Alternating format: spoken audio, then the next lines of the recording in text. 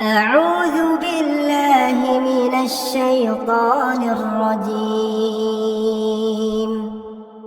بسم الله الرحمن الرحيم. ياسين والقرآن الحكيم إنك لمن المرسلين على صراط مستقيم تنزيل العزيز الرحيم لتنذر قوما ما أنذر آباؤهم فهم غافلون.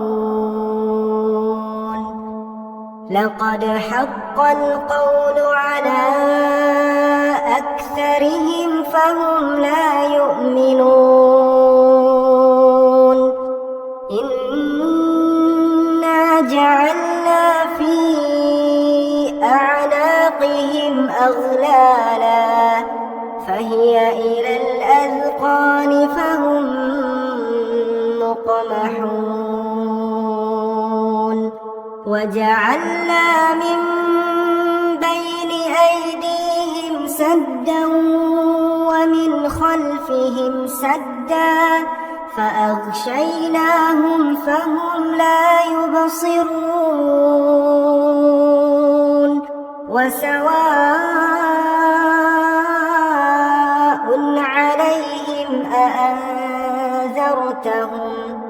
أم لم تنذرهم لا يؤمنون. إنما تنذر من اتبع الذكر وخشي الرحمن بالغيب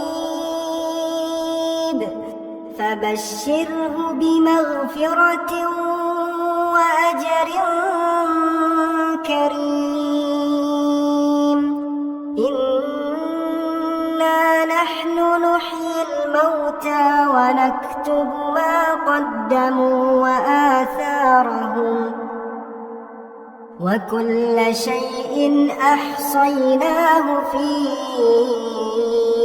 إمام مبين. واضرب لهم مثلا أصحاب القرية إذ جاءها المرسلون إذ أرسلنا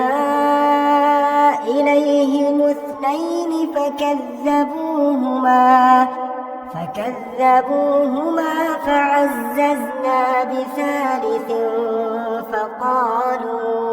فقالوا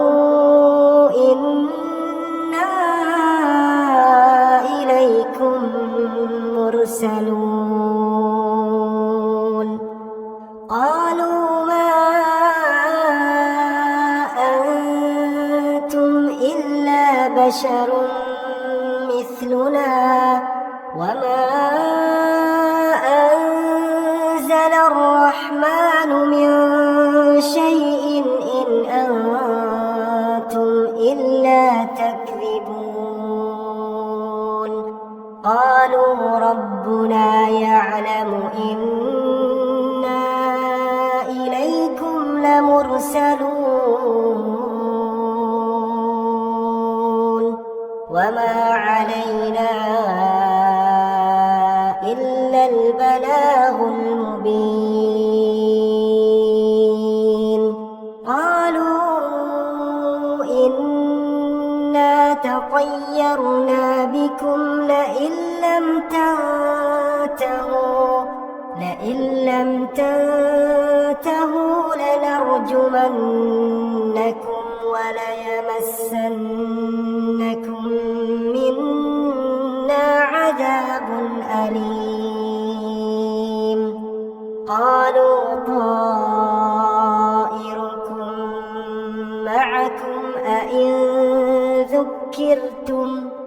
بل أنتم قوم مسرفون وجاء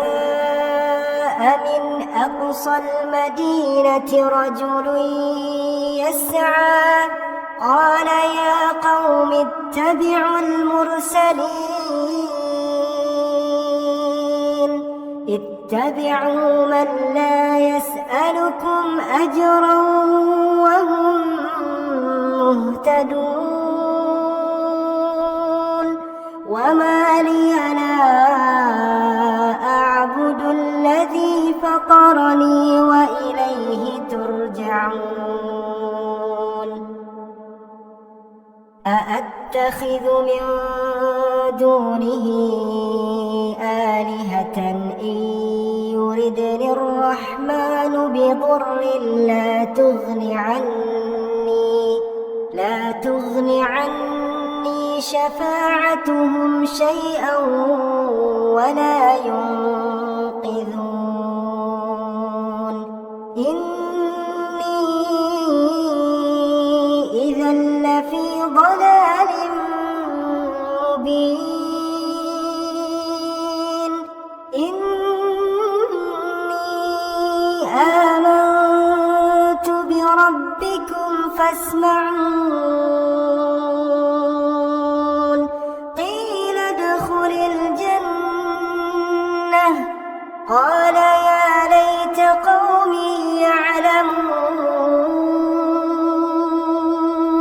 بما غفر لي ربي وجعلني من المكرمين وما أنزلنا على قومه من بعده من جند من السماء وما كنا منزلين إن كانت إلا صيحة واحدة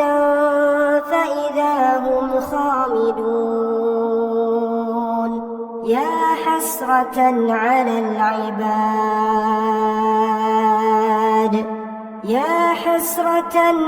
العباد ما يأتيهم من رسول إلا كانوا به يستهزئون ألم يروا كم أهلكنا قبلهم من القرون أنهم إليهم لا يرجعون وإن كل لما جميع لدينا محضرون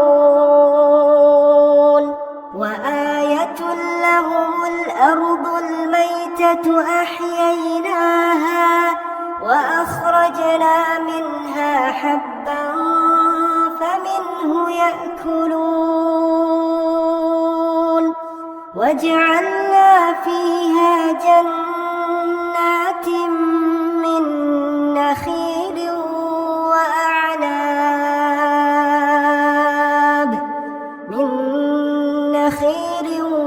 وأعناب وفجرنا فيها من العيون ليأكلوا من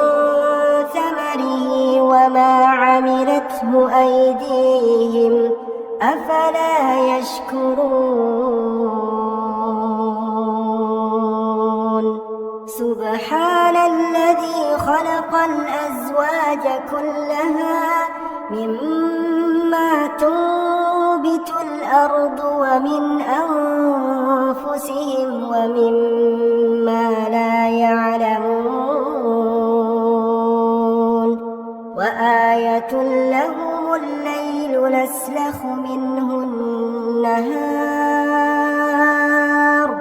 فإذا هم مظلمون والشمس تجري لمستقر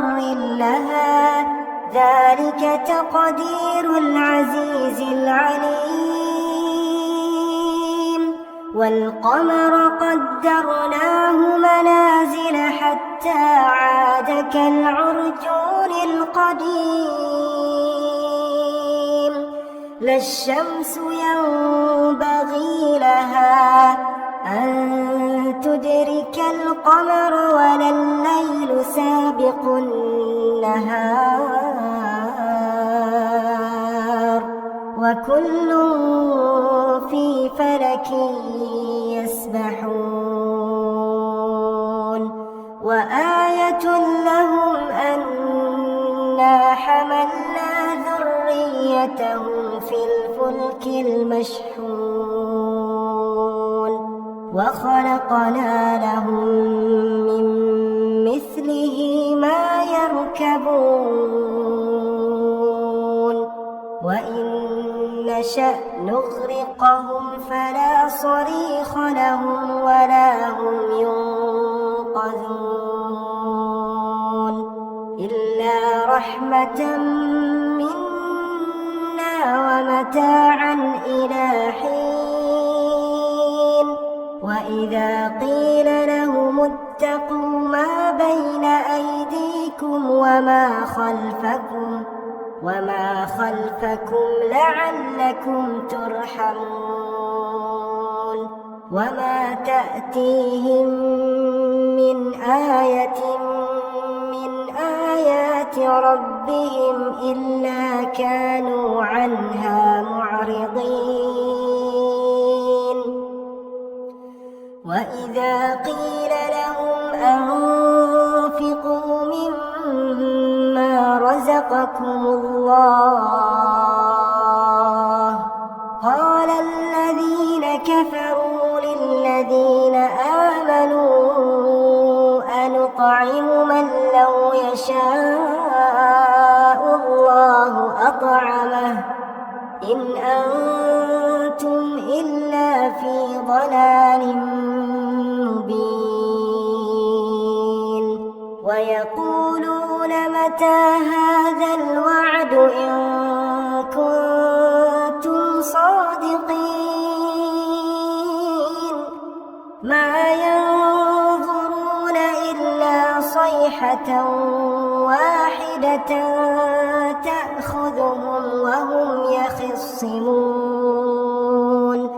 فلا يستطيعون توصية ولا إلى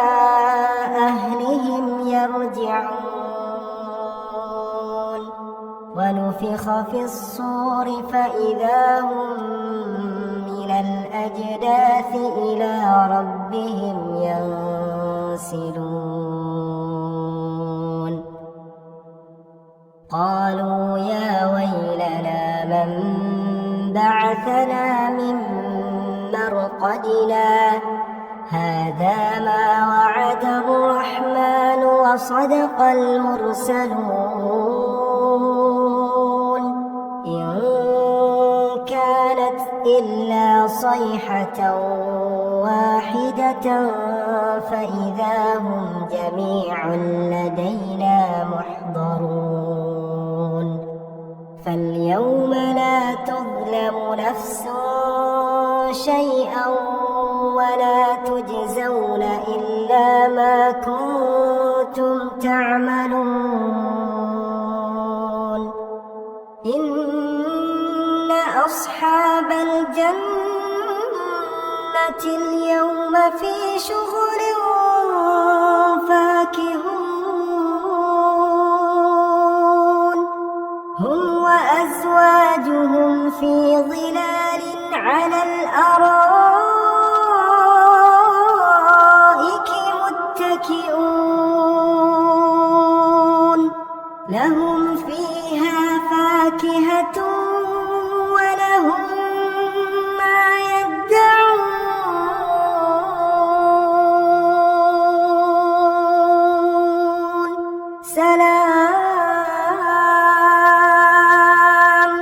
سلام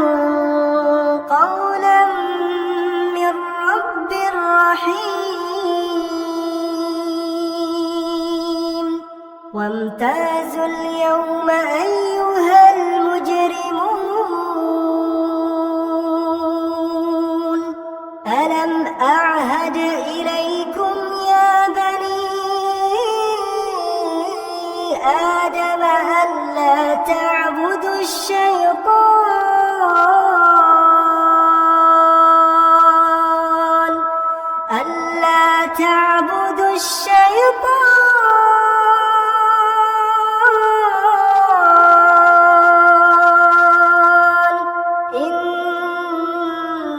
إنه لكم عدو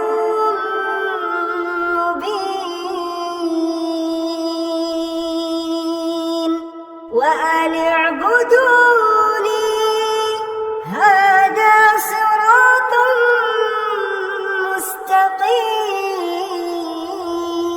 مستقيم ولقد أضل منكم جبلا كثيرا أفلم تكونوا تعقلون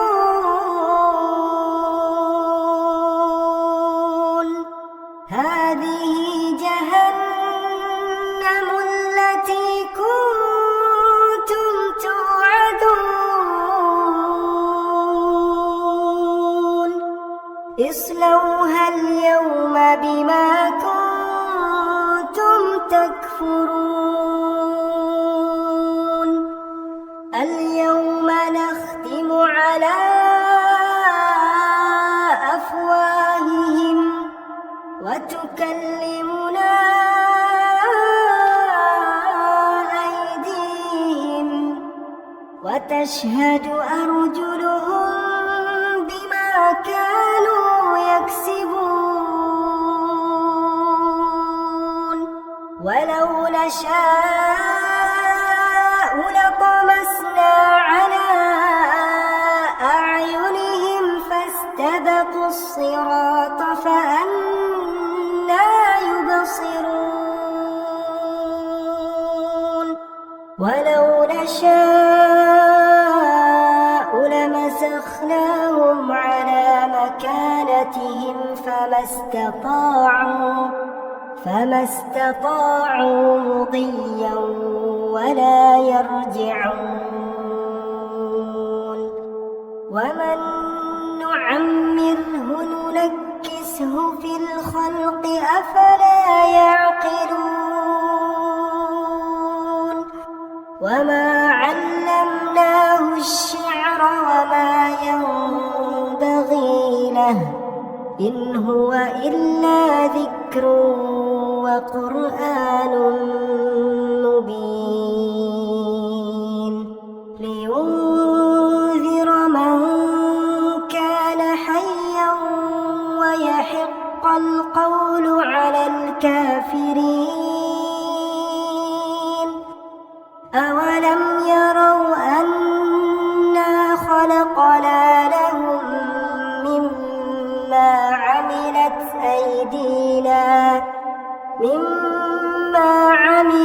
أيدينا أنعاما فهم لها مالكون وذللناها لهم فمنها ركوبهم ومنها يأكلون ولهم فيها منافع ومشارب أفلا يشكرون واتخذوا من دون الله آلهة لعلهم ينصرون لا يستطيعون نصرهم وهم لهم جند محضرون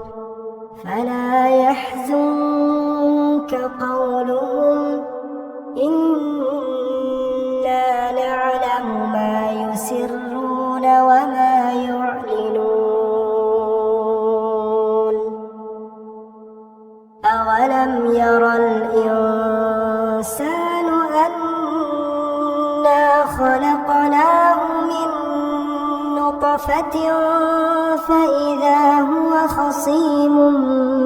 مبين وضرب لنا مثلا ونسي خلقه قال من يحيي العظام وهي رميم قل يحييها الذي أنشأها أول مرة وهو بكل خلق عليم الذي جعل لكم من الشجر الأخضر نارا فإذا أنتم منه توقدون أوليس الذي خلق السماوات والأرض بقادر على أن يخلق مثلهم بلى وهو الخلاق العليم إنما أمره إذا أراد شيئا أن يقول له كن فيكون فسبحان الذي بيده ملكوت كل شيء وإليه ترجعون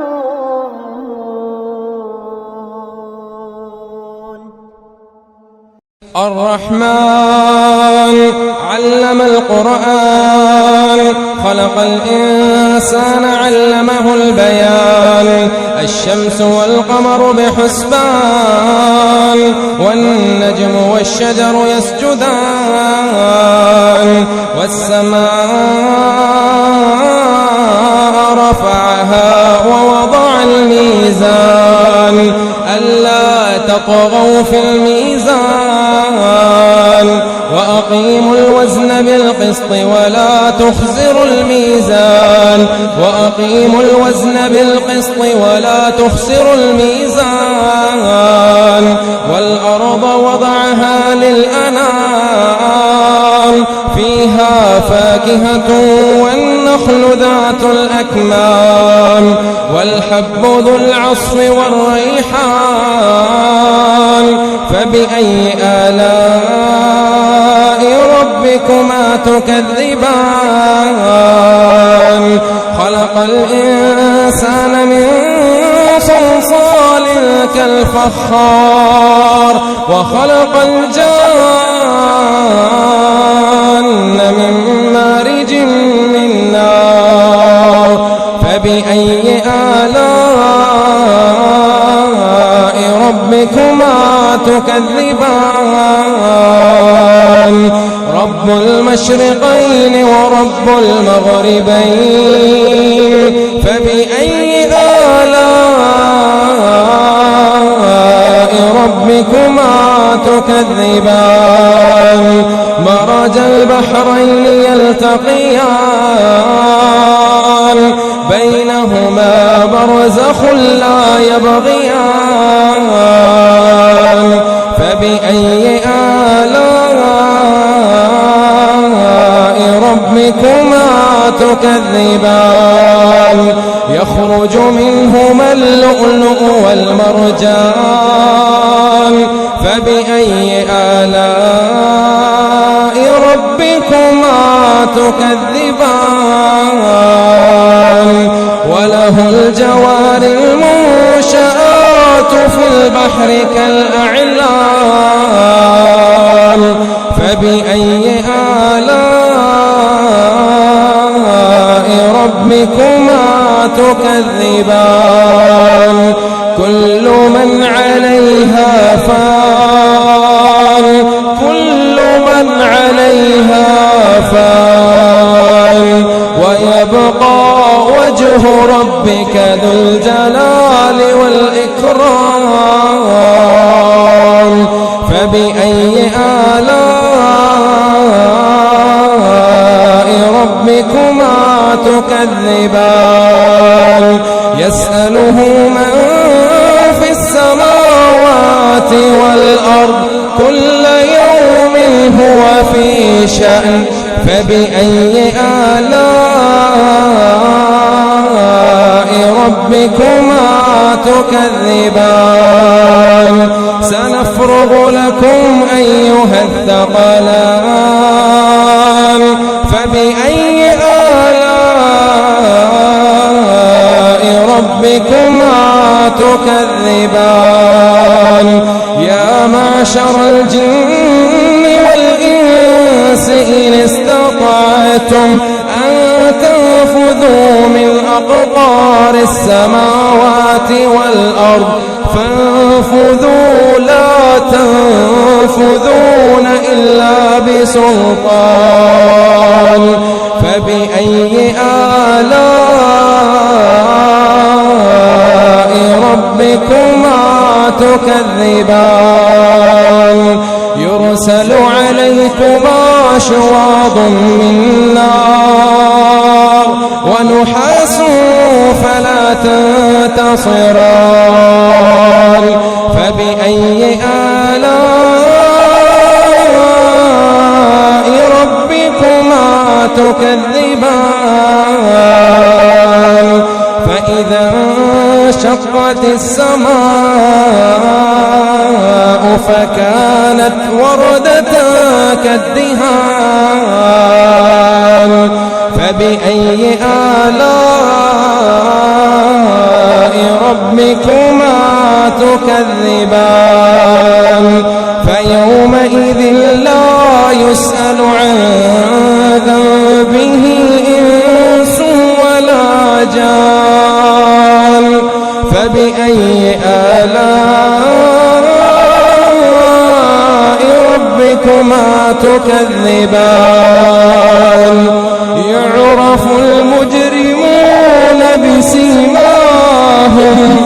يعرف المجرمون بسيماهم فيؤخذ بالنواصي والأقدام فبأي آلاء ربكما تكذبان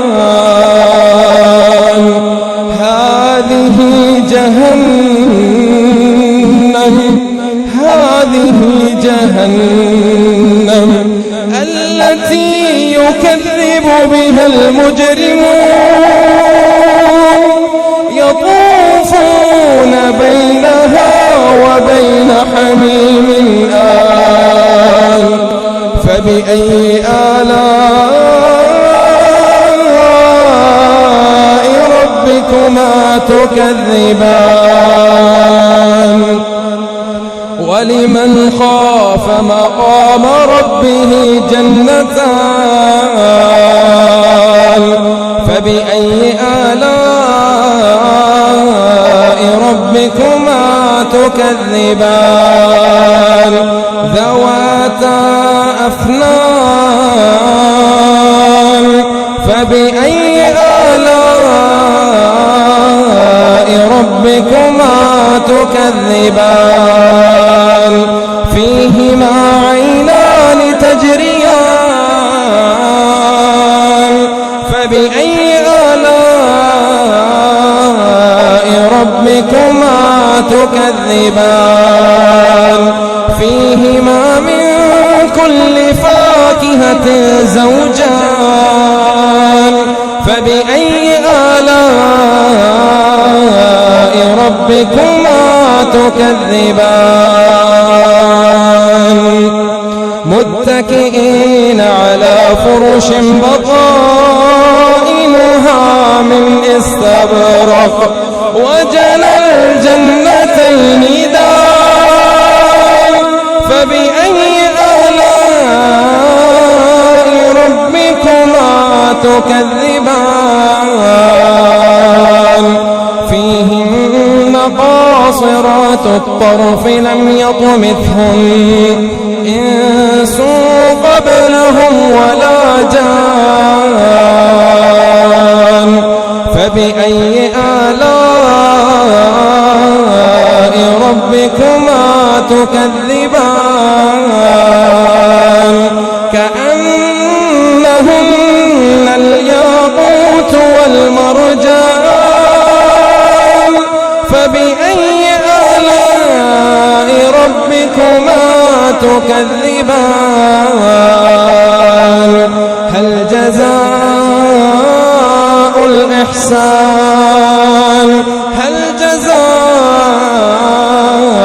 الإحسان إلا الإحسان فبأي آلاء ربكما تكذبان ومن دونهما جنتان فبأي آلاء ربكما تكذبان مدهامتان فبأي آلاء ربكما تكذبان فيهما عينان نضاختان فبأي آلاء ربكما تكذبان فيهما فاكهة ونخل ورمان فبأي آلاء ربكما تكذبان فيهن خيرات حسان فبأي آلاء ربكما تكذبان حور مقصورات في الخيام فبأي آلاء ربكما تكذبان لم يطمثهن إنس قبلهم ولا جان فبأي آلاء ربكما تكذبان متكئين على رفرف خضر وعبقري حسان فبأي آلاء ربكما تكذبان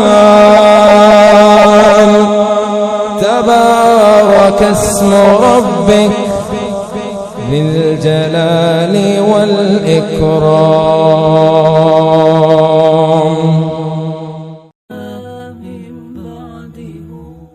أعوذ بالله من الشيطان الرجيم. بسم الله الرحمن الرحيم. تبارك الذي بيده الملك وهو على كل شيء قدير. الذي خلق الموت والحياة ليبلوكم أيكم أحسن عملا وهو العزيز الغفور. الذي خلق 7 سماوات طباقا ما ترى في خلق الرحمن من تفاوت فارجع البصر هل ترى من فطور ثم ارجع البصر كرتين ينقلب إليك البصر خاسئا وهو حسير. ولقد زينا السماء الدنيا بمصابيح وجعلناها رجوما للشياطين وأعتدنا أعتدنا لهم عذاب السعير وللذين كفروا بربهم عذاب جهنم وبئس المصير إذا ألقوا فيها سمعوا لها شهيقا وهي تفور تكاد تميز من الغيظ كلما ألقي فيها فوج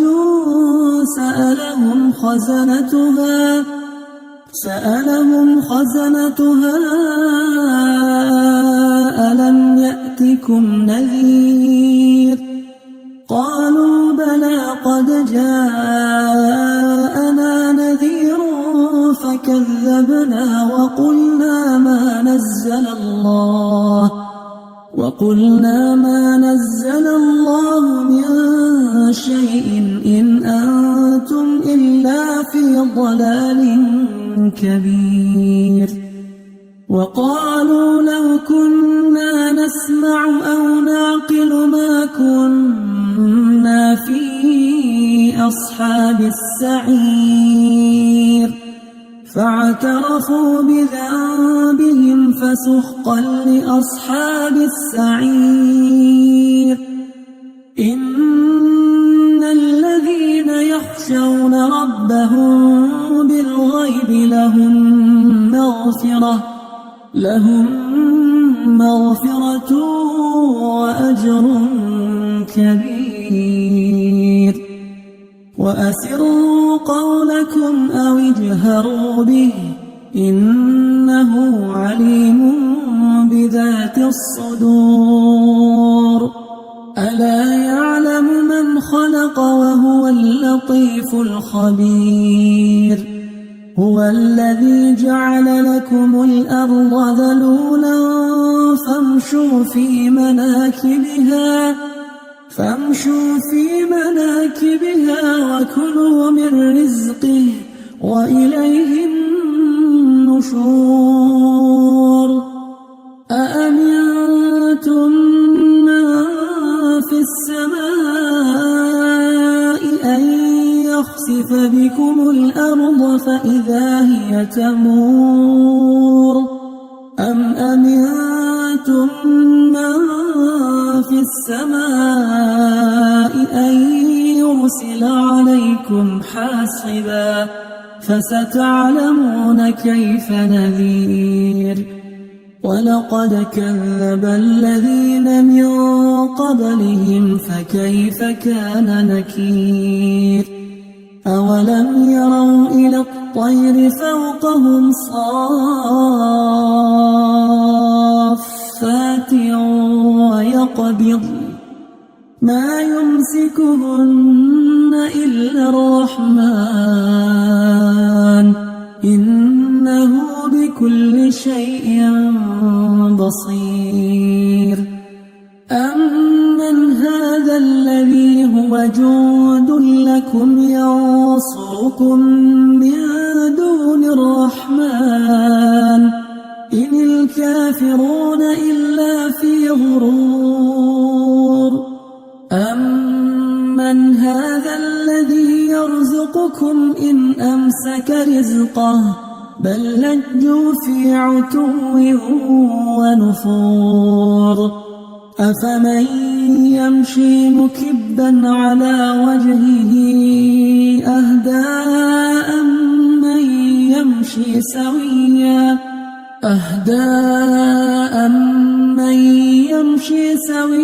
على صراط مستقيم قل هو الذي أنشأكم وجعل لكم السمع والأبصار والأفئدة قليلا ما تشكرون قل هو الذي ذرأكم في الأرض وإليه تحشرون ويقولون متى هذا الوعد إن كنتم صادقين قل إنما العلم عند الله وإنما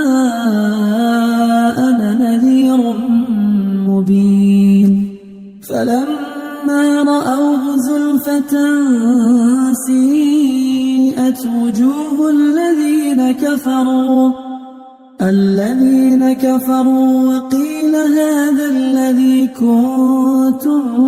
به تدعون قل أرأيتم إن أهلكني الله ومن معي أو رحمنا فمن يجير الكافرين من عذاب أليم قل هو الرحمن آمنا به وعليه توكلنا فستعلمون من هو في ضلال مبين